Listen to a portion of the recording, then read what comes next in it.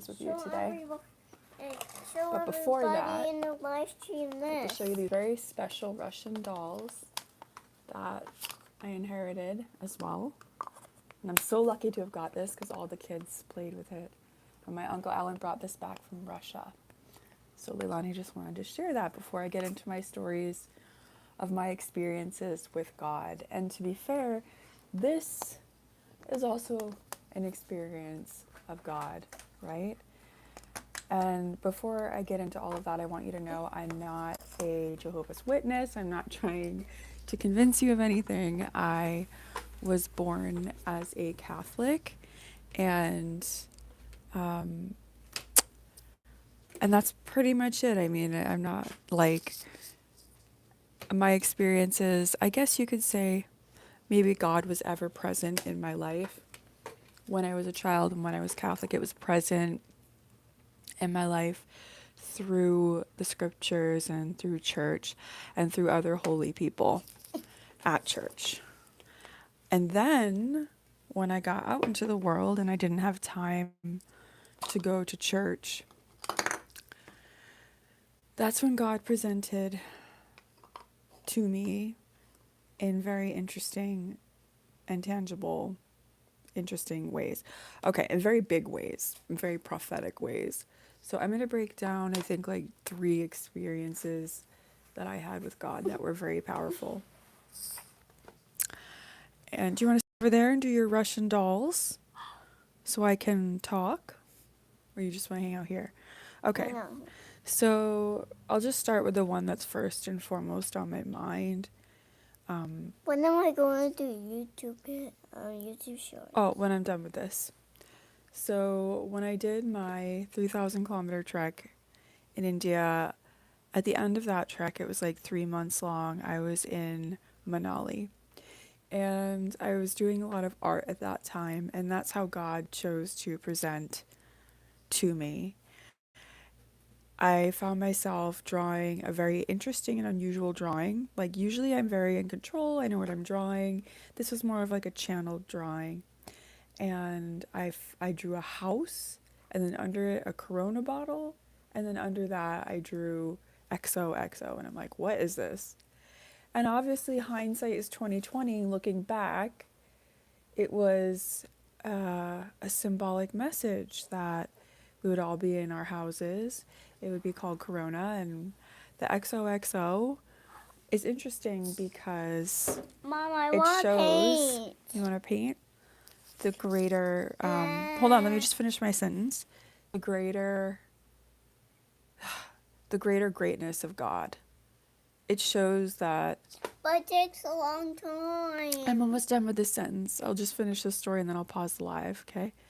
It shows that, yeah, maybe certain industries, medical or whatever, had certain agendas behind COVID, but God's agenda is always bigger and love's agenda is always bigger.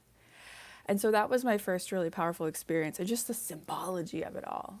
You know, how looking back is 2020 and how I didn't have the vision or the understanding to be able to decode that message until 2020. And the cool thing is like I prayed right before I got that download to a wishing tree that was at my hotel. I was staying at the Himalayan Oak Hotel in near Manali in the Himalayas.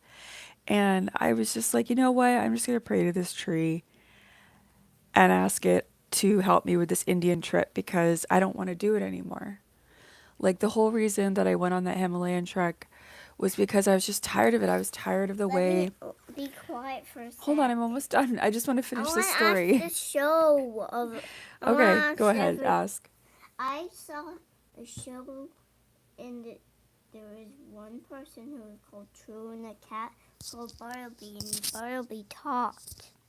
Oh, wow. And there was a wishing tree on top of a rainbow castle with a face. Wow. And a person named Z with a lot of circle wishes. They were a circle, and when they pop, they turn a different shapes. They help you with everything.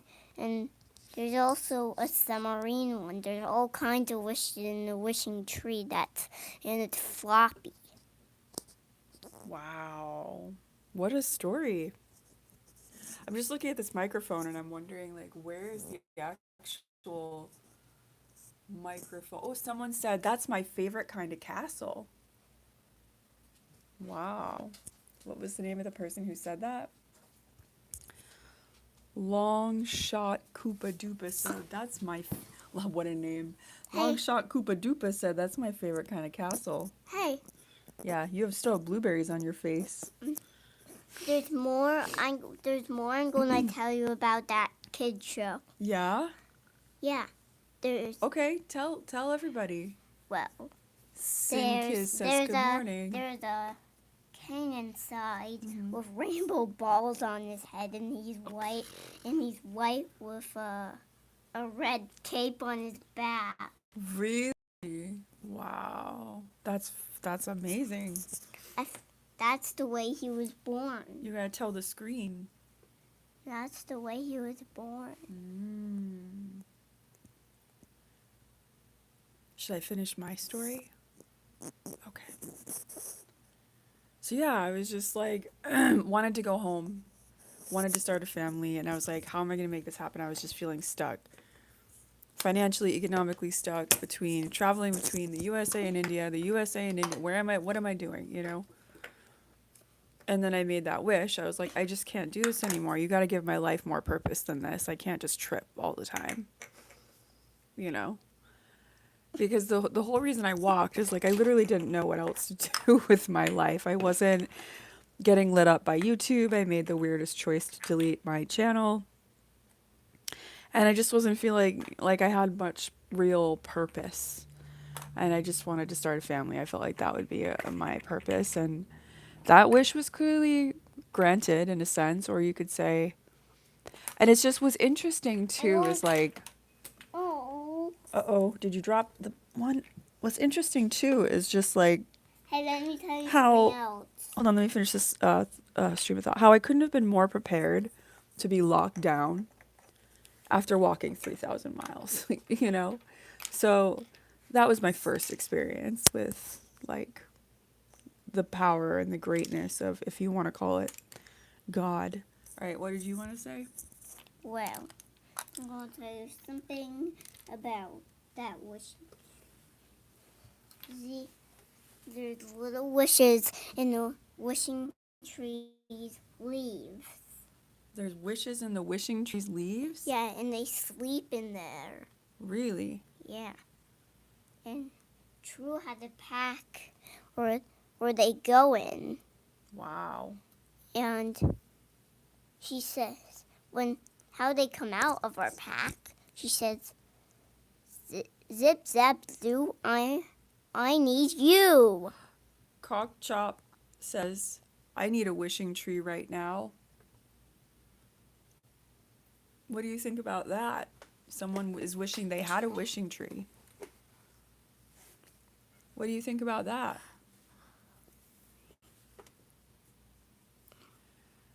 I then said, bees sleep in flowers.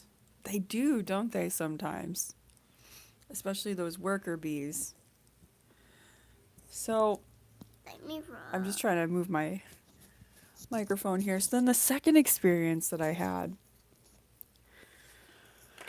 was I was living in North Carolina and we were determined to buy land there. And something was just like, it was not. Oh, someone said only the branch of a willow tree could conjure. Interesting. So yeah, I was really determined to buy land in North Carolina in like the Asheville area. Like a year before this massive, literally like biblical flood, I was starting to get this really powerful connection with God. And I think the first sign, and you can go on my Instagram and see this. I'll link my Instagram below if it's not linked on my YouTube channel page.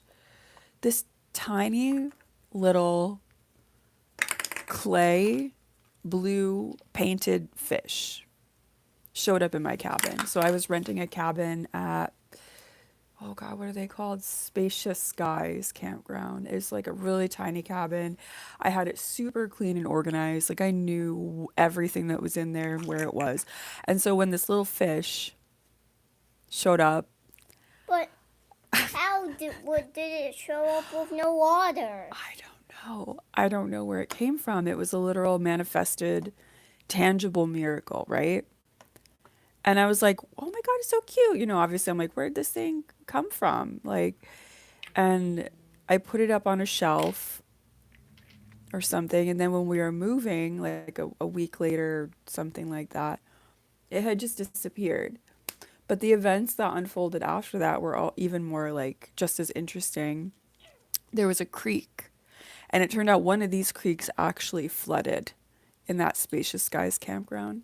But there was a creek along a hiking trail that you could go and visit, and I would go out to that creek like daily for a hike. And then one day I found myself drawn to like do some role play, like I was Moses or something like that, and with this stick. And so I pick up this stick and I go to the river, and I just hear this really strong like internal like higher voice say to me basically like, if you're going to stay here in this place, you're going to need to learn to part water. And it was such a powerful thing to hear. And I was like, well, I don't know. It was like, it's weird because when God talks to you, it's not really like you'd think. You can't really explain it. It's not really like a tangible voice came to me and was like, said that. It was like a multi-dimensional message where it was like, I got the download. I heard that, but at the same time, I recognized that it wasn't just like an inner voice. It was palpable. I like felt it in my body, and I was like, oh, that's not something I want to learn how to do right now. And so I worked on finding my way out of there, and a few weeks later, like we left with Grace, and we came back up to the East Coast to be closer to my Wait. grandfather, Oh. who was elderly and getting ready to transition to another realm to pass on. And so the beautiful thing is like when you are connected to that, to Mother Nature, to God, to like creation, creator, you find yourself not just getting out of bad situations, but getting out with grace. I mean, I left a year in advance, and what was wild was around the time before I left, I was integrated into a community there called Mandala Springs, and I would go there for their Tuesday dances. Mama. They had like dance nights. Uh, Ooh, you can't. Which one does that go to? Huh? Are we missing one? We're not missing one. There must be a bottom inside one of these. Uh-oh, did you lose the top to one, Leilani? Oh no, that's not good, Dee. We're gonna have to go clean and find it, because these are very special. Oh, I see it on the floor. So yeah, I was a part of this group, Mandala Springs, and I wouldn't really suggest going there. They're cool, but there's also like some weird vibe about it, a little bit weird. They're a chocolate factory over there. And so yeah, I used to go there for the Tuesday dances, and then they would have a chat, and I could feel that I wanted to tell them. Like there was something I wanted to figure out how to translate the messages that I was receiving to them, and I thought I'd be able to do that because I don't know if you know much about Asheville and all, but they're an incredibly spiritual community. Like the whole of Asheville is just young spiritual yogis and people. And yet with all those spiritual people, their connection to God was clearly fractured or imperfect, you could say, because none of them clearly received the download that I got. And even to this day, so basically I wasn't able to get the message through to them because their hearts, their minds weren't open to hear it. And they viewed me as kind of this weird prophetic person who was trying to ruin the high vibe with some truth, right? Like, how do you just go into a party on Tuesday and tell people, yeah, y'all are going to be flooded. There's going to be like a 3,000 year flood coming through here soon. Like, like I didn't know it would be a flood, but like maybe if they had held space for me to tap into that intuitive nature, I would have been able to. If the God connection was strong in them as well, maybe I could have shared, but clearly the God connection was weak. And they viewed me as just some weird person. And even to this day, I call up friends and talk to friends over there. And it's hard, because I'm like, look, I was a prophet. Like, I got the download, and yet you weren't able to receive it. And they still don't. On some level, they think I'm in my ego. They think I'm full of myself. And when I tell them that I talked to God and that I knew it was coming and that I'm trying to get them in my life, to be more in my life so I can be closer to them, to share these God connections, they're just not having it. They're still on their spiritual trip. They're still trying to find God. And it's okay, even though God is here essentially in this prophet that I am and that I'm finally coming out about so clearly and sharing these Hey, experiences. Mama. Uh-huh. Is God like a real person? Well, this morning I'm having the realization that God is really in everything, not in these few experiences that I had. It's like when you go deep enough and you see life from a beautiful perspective, you can see that God is really in everything. It's all of creation. Um, oh man, what was my thought process? So, But God, is God actually a real person? yeah, God can be a real person too. Sometimes God shows up. So, like Jesus, that's what I was going to say.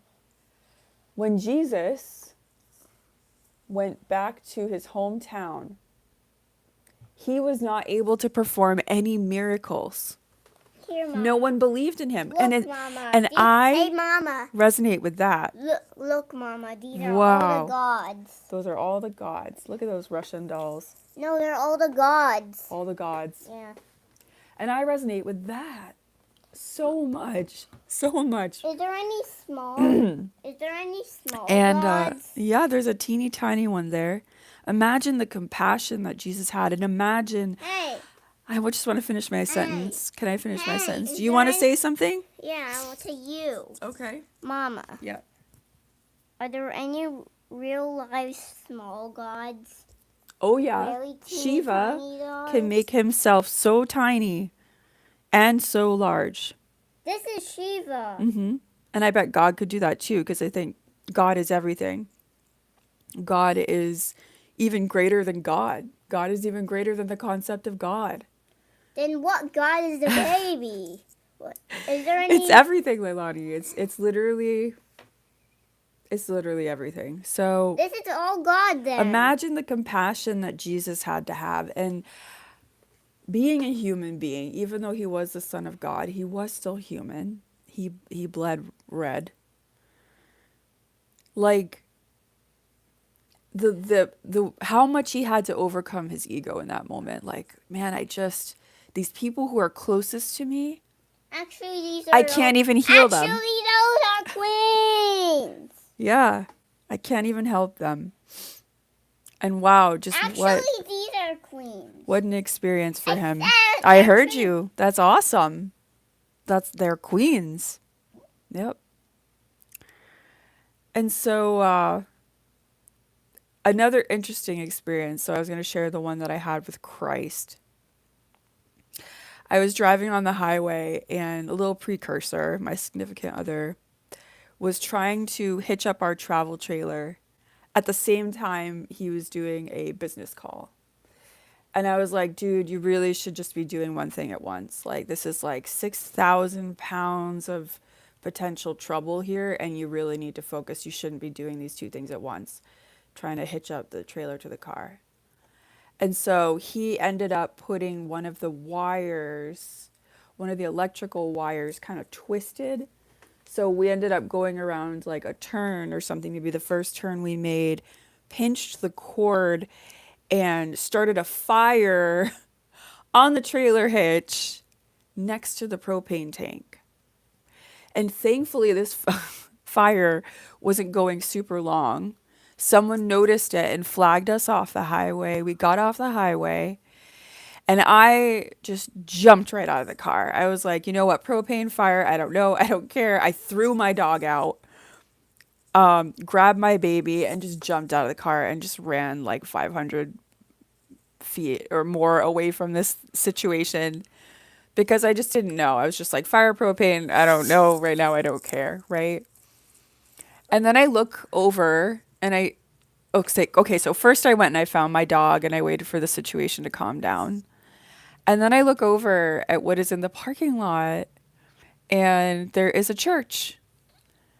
Like, we pulled over into this pit stop that had a legit church with a pastor in it. It was called Crossroads Church. And let's be real, like, how many, maybe if you're in the South, but even still, how many gas station pit stop places, crossroad places have legit churches with pastors in them? And so I just walked in and I prayed and I was like, thank you, Jesus. I mean, I don't know if that could have been bad, but like, it's clear to me it was such a sign. It was very powerful. Can God do this? God does, yes, God can do that too. So at this moment in time, those are the three most potent stories. And I feel like what's beautiful is, even though I see that God is in everything and I experience little miracles every single day, like I was thinking about the Garden of Eden yesterday, and then I ate an apple, and then I went and I laid in my backyard, and a garter snake, is that how you say it? I'm just laying there, and it just kind of slithers underneath my hammock. And I'm like, it's just, we really do live in, and I had never seen one in my backyard before that. We really do live in an amazing universe, God created or not. Like, it's a very spiritual universe that we live in. And there's little miracles every day, but I think God specifically put me in the position to have stories to share with you all and not just little, because to have stories to share with you all, because that resonates with people and it captures your attention and it helps you remember that we really do live in a universe where super big, because those are super big stories.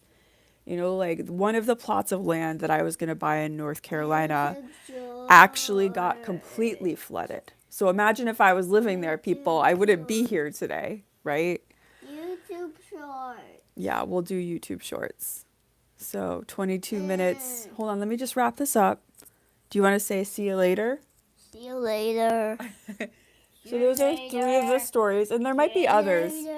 I have to think on it but those are the three biggest experiences that I've had with God. Hold on, let's see if we have any questions. I didn't see it.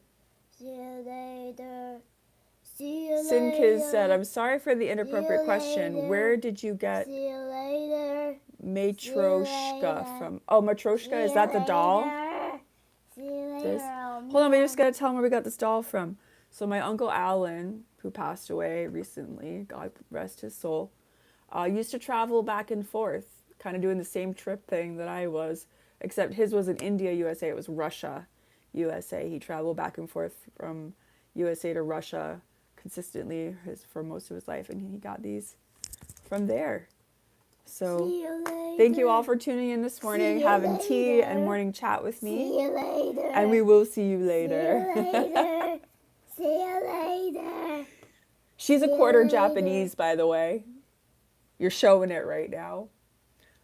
Oh, hold on. We have one person saying something. As a non-practicing Christian, I have to ask. Hold on. This is an important question about God. Does God speak to you through messages you have to read into, or do you really hear a voice? And yeah, right? If you haven't experienced that, it's a little hard to understand. Like I said, it is a multi-dimensional message, right? So like when I saw the stick in the woods near the creek, there was a message in just seeing that. And so my internal voice, hold on, Layla, I'm trying to tell this story. My internal voice said, pick that up. And there was also like a physical motivation to do it. It was like, pick it up, but not just pick it up, like think of Moses. Reflect on Moses when you do it in his story and the power that he had and the power that God instilled in him, right? And the faith that he had that allowed that power to be instilled in him. So I picked up the stick, and then it was just like, walk to the river. You know, it was this very clear. You bumped that. And in those moments, there's a part of you, if you're really in tune with your ego, that wants to say, like, why? You know, why would I do that? Like, You knocked this over. we shun ourselves. We shun that faith. We shun God in those moments, and we allow that darkness or that devil, essentially, that evil, to delay us from embodying that faith, right? To delay us. And I think that's why so many people in Asheville, thinking that they were connected with God, thinking that they were connected with that, unfortunately found themselves in really difficult situations, losing their livelihoods, their home, their community. And I mean, truly, Asheville was one of the most spiritual places, I would say. It was like what they did, almost to the point of maybe of being commercialized, right? They were very spiritual, but spiritual on what level? Because I think the goal is not just to live a spiritual life and show up in society Now she's big as someone enough who's to fit spiritual, in but to this. really thrive and live a life where you're connected to God, where you're connected to nature, so you can live a healthy and safe human existence, right? A peaceful human existence, Now she and escape the fires and escape the floods with grace, you know? Like me, a year in advance. It was like a nice, smooth transition out of there. But some people, now she's that big God, enough to fit. the only way that they can get through to them, some people, through their ego, through their hardness, is through destruction, right? They're not practicing the softness. They're not having moments of true quietness and true reflection. Their ego voice is so loud that unfortunately that's the only way that God can be heard to them. So Now she's practicing big enough quietude, practicing, meditating, to fit in. and also time alone, getting wrapped up in these spiritual communities, I think, is good. It's healthy. But we need to have a strong connection as well with God and with our own inner voice, so we can decipher between what programs we're hearing and what programs we're running in our mind, what we're hearing. And that's how you can really clearly understand and decipher the difference between your inner voice, or maybe your memory replaying something it heard from someone else, versus something that's I higher don't know how. I don't and that really remember. moves I don't you. remember how this Russian doll So works. that's a long answer to your question, but thank you so much for that question. Now It's a she's powerful big question, enough. and it's an important How question. does this work? It's an important question because a lot of people have a hard time deciphering between all those different voices that we hear in inward and outward and all that. So thank you for your question. Such a powerful and important question. Truly. Mom, see you later. Hold on. I think I have one more. See you later. Cockchop Beat says, I've been there once when I was visiting Waynesville. It seemed very peaceful. It is peaceful. It's a beautiful place. Later. The mountains are gorgeous. Always gorgeous. But I guess we are going to head out here. And I'm so glad that I finally got to share these 3 stories with you all. See you later. And I feel like I'll be so blessed because I did this. And so will you all, by receiving the frequencies of these very powerful stories of very real experiences that I had. So, adios everybody. Until next time, love you all.